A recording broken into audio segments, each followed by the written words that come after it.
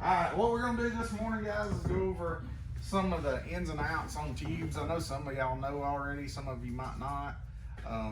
We're just going to kind of go through what I've been taught over the years about how to choose a tube for what the customer's needs are. One of the bonuses I was going to throw in there would be the knee boards. We sell them a lot every year. This is the main model that we carry now. I don't know how much each one of you know about knee boards, but the cool thing about this one is it comes with this little hook right here. So you can, if they're new to the sport, you're able to take your ski rope or whatever rope you're using. You can also use what they just call a water sports rope, which is that style. But either way, you can take it, the handle can hook in right here, and it helps them get up on top quicker. They don't actually have to know how to get up on top. Once they get up and moving, they're able to go down, grab the thing, pull it up, and ride it, okay? These are really neat boards. They got really good cushioning for your knees, a really good wide strap. And if you look at the bottom, on knee boards, weight boards, that kind of thing, a lot of times what you have is going to be the different style fins. This just has a moderate fin to it, so you're able to do all the tricks and stuff if you wanted to. But it's got enough fin on it. If you have a younger person or whatever, it just needs to go straight, learning how to use it. These things are perfect, and they're super tough. On the floats themselves, as far as tubes go, we carry a wide variety. And tubes are anywhere from 1 person to they make them up to a 10 person. We don't carry anything that big. 4 rider is usually the biggest thing that we need. With the tubes, when you're looking at that with a customer, the first thing you want to do is find out who's going to be riding that tube. So, are there going to be small children, teenagers, older adults, things like that. So, when you're looking at that, the tubes that have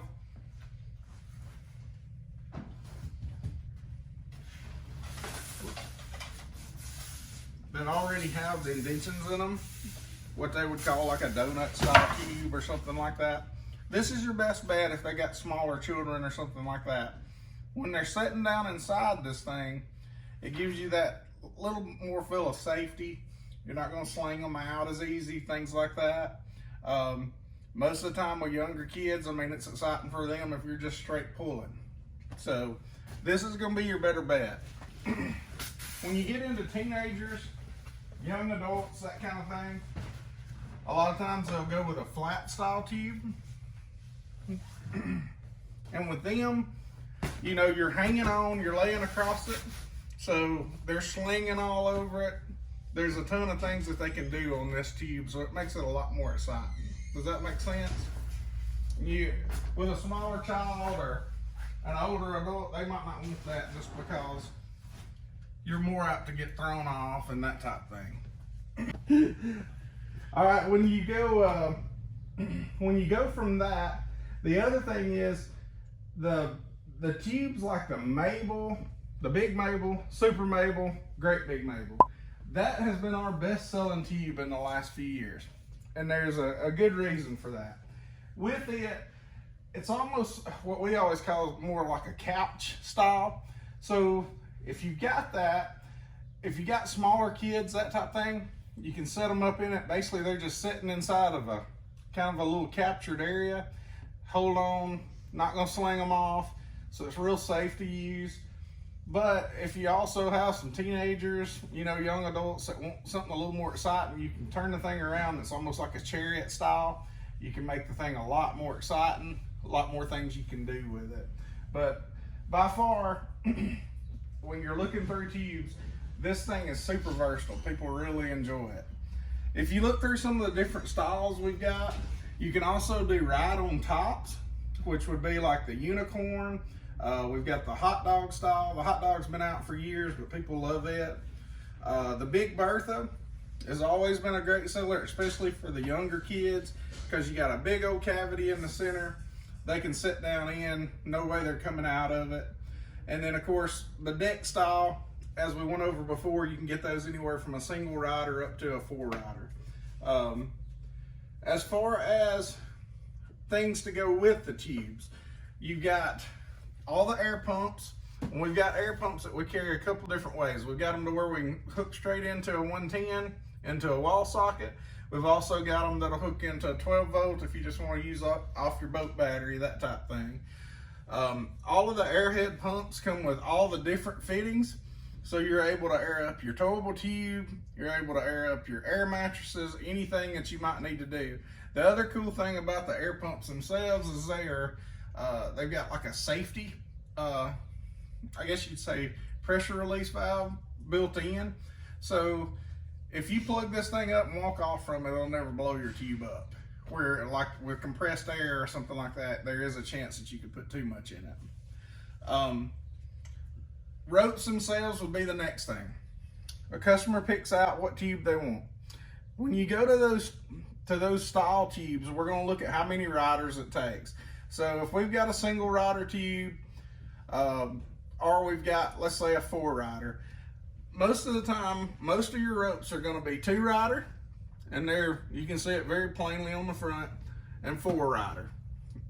If they think they're going to pull a couple different styles or things like that, always err on the bigger rope, because we don't want that rope to be have too much stretch in it, a chance of it breaking or anything like that. Ropes are kind of inexpensive. They're not terrible expensive at all. I mean, your standard 2-rider is $17.99. But the other thing is, if you're looking at a customer with buying a new boat, they already got tubes left from last year, keep in mind to always mention to them, hey, you may want to replace that rope, because you never want to go out there with a rotten or frayed rope. And let's face it, these things get used, so they will, they take some wear and tear. The differences in the ropes. Besides the size itself, most of your tube ropes are going to be around this 60-foot length. Some of them have sections. Most tube ropes are a single section. The main thing that would be different in a tube rope that you're going to see is going to be, you can go with the bungee style. This style here is actually a sectioned rope, so you're able to drop off 10 foot on it. It's a 2-section. Does everybody understand why you would want sectioned ropes? Are y'all familiar with why that is? The deal with the sectioned ropes is it's kind of twice fold. With a tube mainly, when you start shortening that rope, you're going to get faster, even with the boat running at the same speed.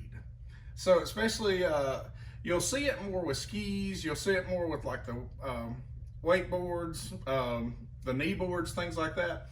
But there's 2 things you can do with it. When you start taking those sections out, if you're doing wakeboards or knee boards, you can hit that certain place in your wake that you want the people. If you want someone just starting out, say with a knee board or a wakeboard, you're going to want to get them on that real wide part of the wake of the boat, to where if they roll over, they're only going to roll over that one piece and they're going to hit some smooth water. As they get better, you shorten the rope up, and then they're starting to get that more narrow V to where they can do tricks and things like that. So you can it'll kind of grow with you, let me put it that way. Tubes, same way. You can shorten it up. Shortening it up, you can drop the speed of the boat, but you're still going to be pulling a little faster. If you're actually on the tube, it's going to feel like you're faster. Does that make sense? But most of the time, just a standard 60-foot rope will be fine with a tube.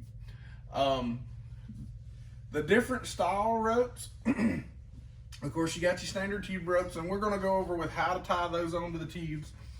This is just a standard water sports rope, and we've got just standard ski ropes, and then you've got actual wake surf ropes up there with the little short handles, and then we've got wakeboard ropes, which wakeboard ropes are kind of like these.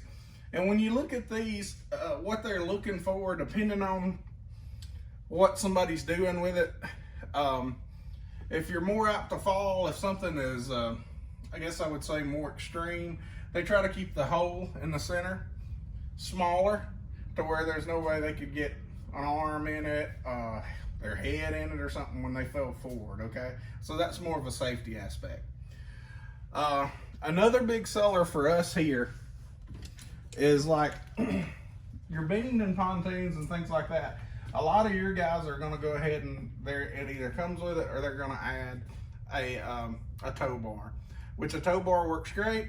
Gets you up high over the engine. You won't have to have anything to be able to hook up a tube, a skier, whatever. If they don't have that, they got a bass boat, they got just a standard pontoon that they haven't done anything else with. These are tow demons. And all these things do is basically they hook to where your buckles normally go down to your trailer, where the little U-bolts are. You're gonna hook one on each side. It's gonna come out to a hard V. This one is 12 foot. We also carry 16 foot if it's a bigger, like especially the pontoons, the wider pontoons with, if you got a bigger engine or something, you need a little more room on it. The 16s usually have a bigger buckle, because a lot of times with a especially like on a pontoon, you'll see a lot of the bigger style U-bolts. But what this does is allow you to hook that tube rope, get it away from an outboard engine. So that's a pretty neat option there too. The other thing when it comes to the ropes themselves is we've got one blown up, but the booster balls, if you haven't ever seen those or wonder why we have those, the cool thing about this thing is it keeps the rope out of the water. When you keep that rope up out of the water, it does a few different things. The one thing, it takes a lot of drag off the boat, makes it easier to pull the tube. The other thing is when you got that rope up out of the water, most of the spray that would be going straight in on the person that's on that tube, which kind of makes it, I mean, yes, it is part of the fun sometimes, but you don't want to get soaking wet every time when you're out on a tube like that with it spraying in your face. This will keep that from it because it keeps that rope up. But it's also kind of a safety feature there too. Like I was telling you about the bungee style, we don't sell as many of them, but if you've got if you're going to be pulling small children, that kind of thing, with a standard rope, you've got very little stretch. So when you take off with the boat, you know what, especially like teenagers and things like that, they want that to where it's going to jerk them around and all that. You don't want to do that with smaller kids. You want for them not to fall out, that type of thing. That bungee is going to give it a real slow and then come back together so they don't have that hard jerk. One of the other things is just to tell everyone when they're doing it, as far as tubes go, when they purchase one, you always want to make sure your tube is aired up 100%. That way it doesn't allow any air in between the skin on the outside and the bladder on the inside. Makes the tube heavier, makes it harder on the boat. That makes sense to you? The other thing is when they're not using the tube. As silly as this may sound, the sunlight is probably the worst enemy on a tube. That's going to be the difference of them lasting and not lasting. So when they get done with it, recommend to them, get that thing in the shade, under your boathouse, under a shade tree, whatever it takes, okay? So basically when you do that, you're going to keep that thing several years without having to worry about it. When it's in use, it's fine, but when you're out, you're done for the day, don't leave it laying out on the dock, or it'll shorten the life a whole lot, okay? I'm going to go over with you guys right quick just to kind of show you how you hook a tube up. Most guys are going to know, but that way if you didn't, you kind of have an idea in case somebody asks when you're looking at them, okay? Let me grab a rope. All right, when you go to hook up a tube rope, they're all going to have a little loop on the end like that right there. You're going to, most every one of them now has got this style on it. Some of them don't, but most of them do. They actually, most of them will give you kind of an instruction there of how to do it, but basically you're going to poke it through the center, just like that right there. Bring it up, put it around those bars, pull it tight, and they're good to go. So it's very simple to do, but everybody, you know, hasn't done it before. So in case you do have someone that wants to know, hey, how do I hook this thing? Make sure I've got it on there right, and you're pulling from the bottom, okay?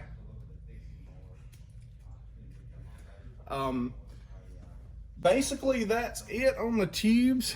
The one thing I did want to mention Of course, with us here in the state of Alabama, if there's not 2 people in the boat, you have to have a mirror. I'm sure there's other state laws that might say this, that, or the other. Alabama's the only one that I really know of. Alabama is one of the only states that requires a mirror of this size. So it's going to be a lot bigger mirror than what you would normally standard have. But if there's not 2 people in the boat, you do have to have a mirror of this size on there, okay, to be legal to pull anyone on a tube or jets or skis or anything like that. We also carry standard mirrors because let's face it, 90% of the time there's way more people on the boat than 1 or 2, so you just got a standard style mirror. These come in, this is a bolt-on model. We also have suction cup, so suction cup straight to the windshield if it's on a runabout or something like that. We've already kind of covered this, but so especially you can go back and look at our YouTube as far as picking out life vests and things like that. Most of the time, tubers, you're gonna have your wakeboards, you know, knee boards, whatever. They're gonna want a life vest that is neoprene. One thing, it is a real soft life vest. It can help a little bit on impact. The other thing is it's gonna dry out real quick. So as soon as they get back in the boat and they're waiting for their next ride, they're dried out. It's not gonna chafe you or anything like that. So keep that in mind. But as far as picking sizes and all, we already have that video. Just go check it out on YouTube. The other thing is, just an idea in case it comes up, most of the time tubes are pulled anywhere from 12 to around 20 mile an hour. 20 mile an hour would be on the extreme for sure, but most of the time when you're tubing, you're pulling kind of slow, depending on how the people as they come up, you know, if they want more of an extreme ride, teenagers, young adults, that kind of thing. Okay, anybody got any questions? Did I cover pretty much everything that we would need to know? Got one? Big Maple, you pull it back, you can pull it either way, both ways. Yeah, basically the way it's designed is it's got hookups for both ends, so you can set it on the front for a couch style, set it on the back, and like say like a chariot style. If y'all got a second, we can walk out there and look at a Mabel just so y'all got an idea of how it looks. We've got one blown up. The kid is good for kids. Oh, awesome!